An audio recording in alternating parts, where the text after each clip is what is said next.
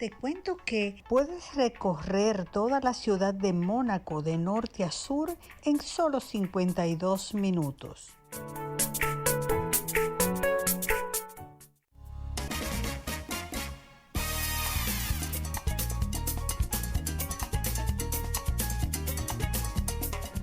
Bueno, en este espacio nos honra recibir hoy desde Turquía a la doctora Niurkis Lozano Cabrera, cariñosamente Niki.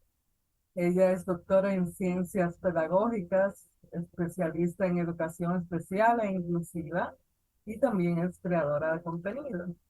Entonces, hoy nos inquieta un tema bastante interesante que ella vi en uno de sus contenidos y es cómo la escuela muchas veces les roba a los niños su creatividad. Y ese es el tema que nos ha cautivado abordar para ver si podemos ir haciéndolo diferente. Bienvenida, Newtis, una vez más, este es tu espacio Hora de Té. Hola, Ana Mirta, buenas, ¿cómo están por ahí? Muchas gracias por la invitación, siempre un placer. Para nosotras verdaderamente, estamos felices y agradecidas de que tomes tu tiempo. Allá tenemos 5 horas de diferencia, o sea que yo sé que te estás casi durmiendo. Sí, un poco, ¿verdad? Todo bien. Sí, muchas veces vemos que los niños quieren cosas, hacer otras, también inventan demasiado. Y qué bueno que lo hagan, pero ¿cómo podemos manejar esa inventiva, esa creatividad que tienen los niños para que no sea coartada, no abortada? Mira, sí, el tema parece un poco extraño, ¿no? Porque es cómo las escuelas matan la creatividad a los niños cuando se supone que debería ser todo lo contrario, ¿no? Creo que lo primero que tenemos que entender es qué es creatividad, qué es la creatividad. Y la creatividad es la capacidad o la habilidad que tienen los seres humanos para inventar, para encontrar cosas nuevas, para descubrir o para crear cosas. Pueden ser objetos, pero pueden ser también ideas, nuevas conexiones, relaciones, o simplemente para fantasear, porque de ahí de la fantasía, cuando algunas de ellas las llevamos a la realidad, es que precisamente se transforma el mundo y ocurren esas cosas que nunca imaginamos y que hoy son posibles. Y dime tú misma, ¿qué niño, cuando llega a las escuelas, no tiene al máximo esta capacidad para inventar, para imaginar, para crear? Entonces la pregunta está por ahí. ¿Por qué nuestros niños llegan a las escuelas con todo un potencial, siendo muy creativos, y cuando salen de ella o a la medida que nos vamos convirtiendo en adultos, yo diría que un por ciento enorme de las personas dejan de soñar, dejan de imaginar y dejan, por lo tanto, de crear? Entonces, ¿qué está sucediendo en nuestras escuelas? Creo que es interesante, ¿no? Y está muy interesante porque hay veces que los niños en verdad se pasan. Conozco un caso de que el niño llegó a la escuela y entendió que tenía un gran lienzo, la pared de la escuela, y pintó toda la pared. Entonces, Exacto, ahí vamos nosotros a ponerle normas y a ponerle reglas. La pared no se dibuja, claro. Y tienen que haber los límites, pero ¿dónde está el límite? ok, ¿cómo manejarlo? ¿Cómo hacemos para Exacto. Lo enseñarles primero dónde que sí? creo que hay que aclarar, porque si me estás escuchando, estoy asumiendo que todas las personas somos potencialmente creativas y por tanto todos los niños son potencialmente creativos. ¿Significa que vayan a convertirse en adultos creativos? No exactamente, pero sí está el potencial ahí. ¿Por qué? Porque estamos viendo la creatividad como un potencial dentro de la inteligencia. ¿Y son todas las personas potencialmente inteligentes? Pues sí, si asumimos la concepción de Daniel Goleman, que nos habla de inteligencias múltiples. Todas las personas no son inteligentes o no somos inteligentes para todo, pero sí somos.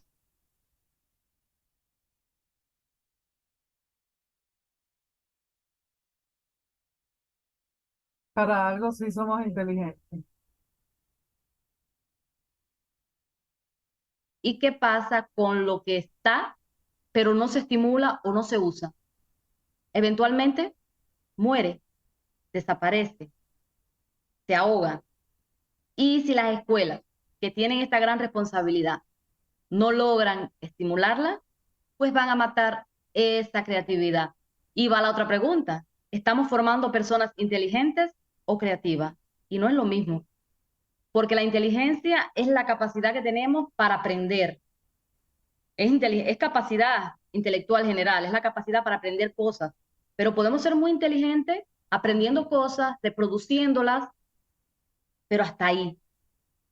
Para ser creativo tenemos que utilizar esa información que aprendimos y transformarla y hacer algo nuevo. Y ahí es donde se desarrolla el mundo. Imagínate si lo que hiciéramos es acumular conocimiento de otras generaciones y no creáramos nada, nos paralizáramos, ¿no es así?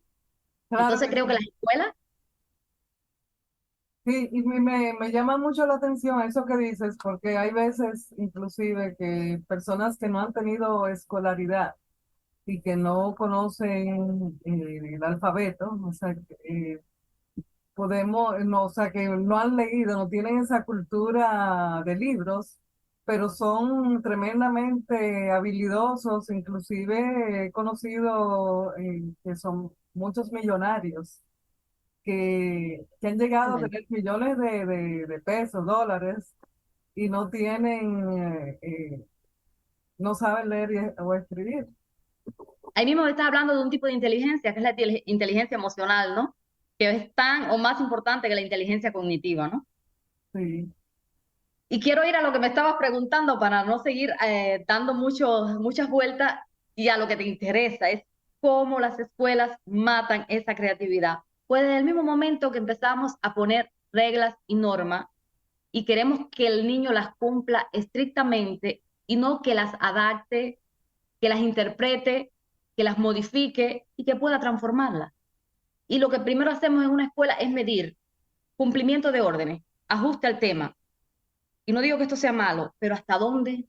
Porque a veces el niño necesita ir más allá de lo que yo le estoy dando. Y lo que hacemos es eso, tienes que hacer esto, ¿cómo lo vas a hacer? ¿En qué tiempo? ¿De qué manera? Y empezamos a marcar pautas y pautas y pautas. Y lo hacemos en la casa también. La disciplina, sobre todo. Y nos sentamos a reflexionar con el niño. ¿Qué quiere? ¿Cómo quiere hacerlo? ¿Dónde le damos esa oportunidad al niño? Entonces, desde el mismo momento que comienza la rigidez, y empezamos a comparar a nuestros niños con otros y queremos que todos nuestros niños sean iguales. Por ahí yo veo como un dibujo que están esquematizando, ¿no? Que los niños llegan como si fueran árboles con muchas ramas y la escuela lo que hace es parejo, cortarle la rama y todo el mundo igualito, ¿no?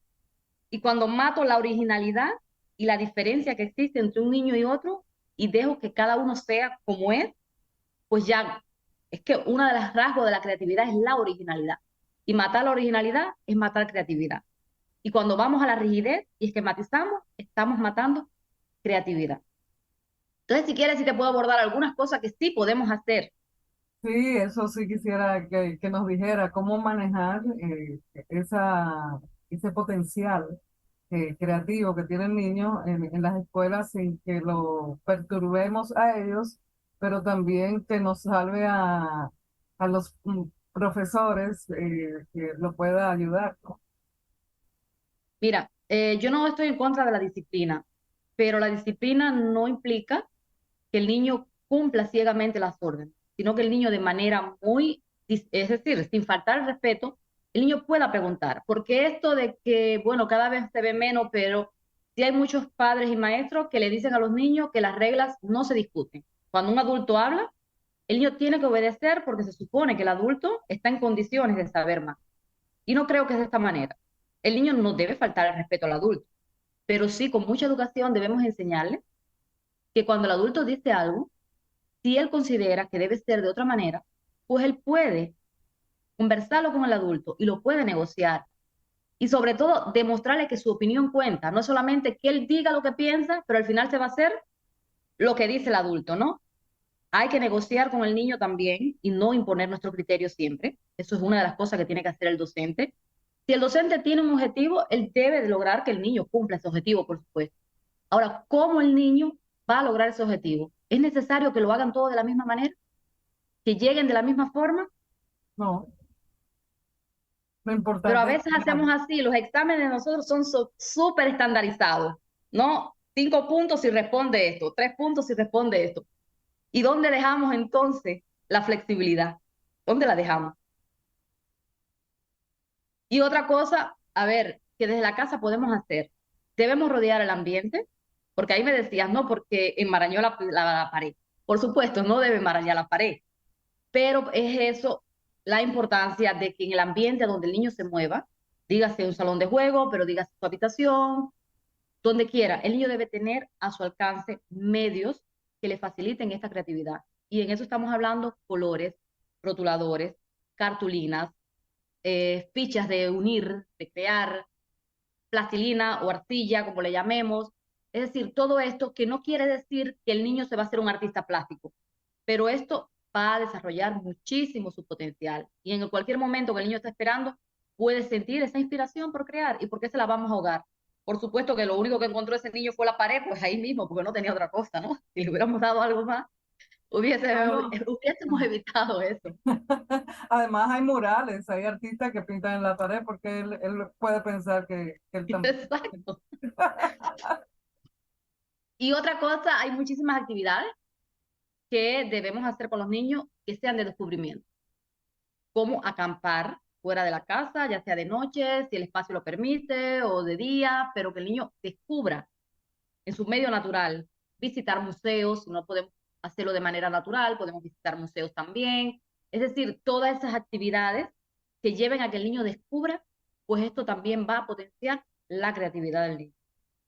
Y te decía que existen, es decir, podemos potenciar la creatividad de manera general, pero de la misma manera que hay inteligencias múltiples para diferentes actividades, también la persona no es creativa en todo, la persona es creativa en ciertas áreas.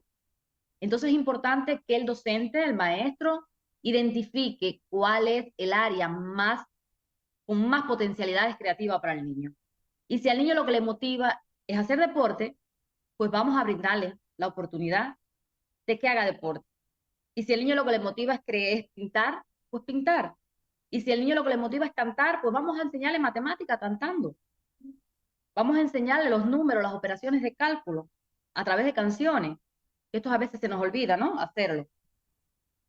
Vamos a estimular esa creatividad del niño en todas las áreas. Creo que es muy importante eso. Sí. ¿El talento se hace o nace? Para mí el talento se hace. Para mí el factor social juega un papel muy importante y es porque no quiero desconocer la parte biológica. A ver, muy rápido te lo voy a decir así. La creatividad está implícita en la inteligencia como potencial, pero todas las personas de alguna manera somos potencialmente inteligentes. En el talento tiene que estar unida la inteligencia, que ya te digo, todos la tenemos de alguna manera, la creatividad, que es un potencial que podemos desarrollar de la manera que te estuve abordando, y hay otro elemento, porque hay personas muy inteligentes y muy creativas que no llegan a desarrollar el talento porque le falta algo, la motivación. La Entonces, si motivación. unimos inteligencia, creatividad y motivación, podemos formar personas talentosas. Ahora, sí hay un componente biológico que puede estar presente, que es las actitudes, que son las premisas biológicas de las capacidades. Cuando hablamos de actitudes, por ejemplo, te pongo un ejemplo muy práctico. Un niño que le gusta o que nació con la audición fonemática muy desarrollada. Esto es una actitud con la que nació para tocar un instrumento musical, digamos. Ahora, si yo no le doy el instrumento, si no lo estimulo, si nunca escucha tocar, ¿va a ser un talento musical? Pues no, esa actitud va a morir. Y por otro lado, puede ser que el niño no haya nacido con esa premisa biológica, con esa audición fonemática desarrollada, pero si desde que el niño está en la cuna, comienzo a poner el estímulo sonoro,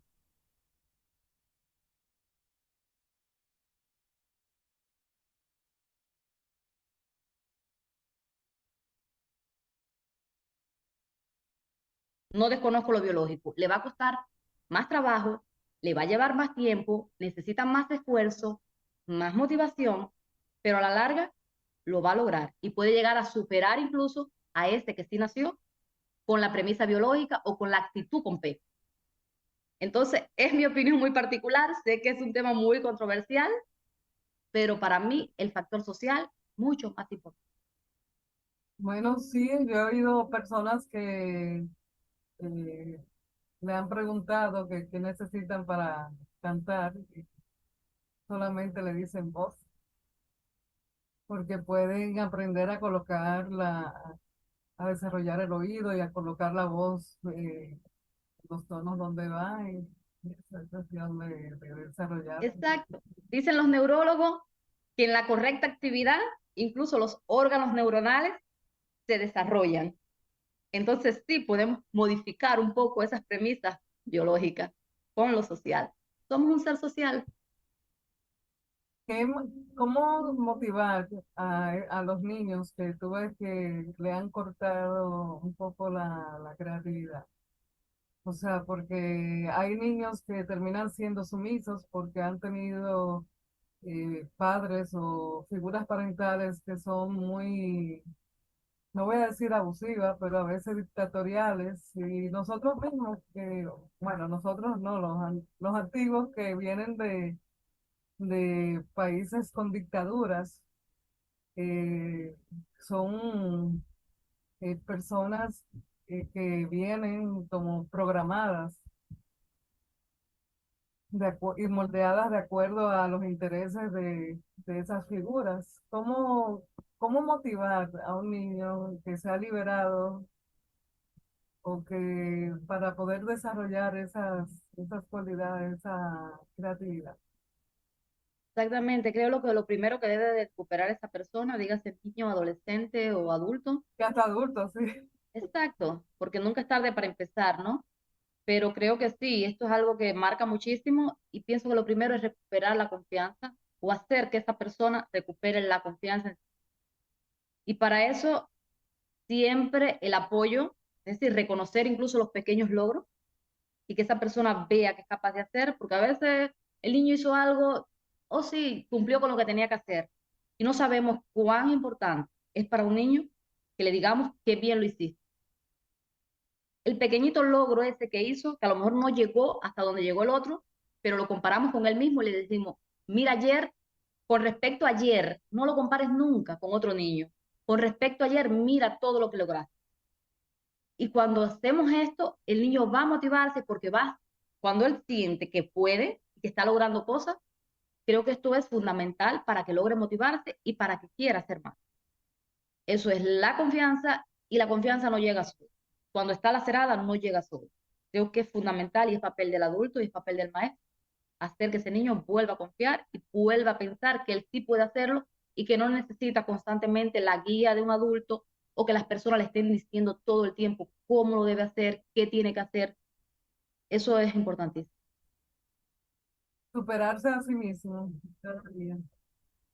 Sería un mensaje final que quisiera compartir con nuestros amables televidentes que están ahí atentos a ver qué va a decir la doctora. No creo que lo fundamental es despojarnos de ese concepto que tenemos de que no sabemos todo, de que la persona adulta o que el maestro o que el doctor o el que está siguiendo o liderando de alguna manera es el que se lo sabe todo. En cada persona hay un potencial enorme y siempre aprendemos de otro. Y cuando aprendemos de otro, le estamos dando la oportunidad a la persona de expresarse y de ser creativo. Por favor, no maten los sueños de los niños, estimúlenlos. Es así de simple. Qué lindo.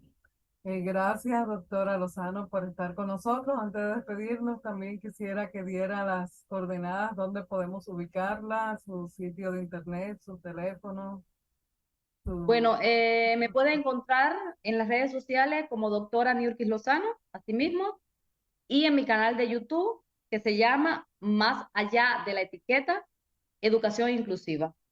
Un Qué gusto estar lindo. respondiendo las preguntas, todo lo que quieran que estemos abordando y que estemos tratando en el canal, pues para mí un placer.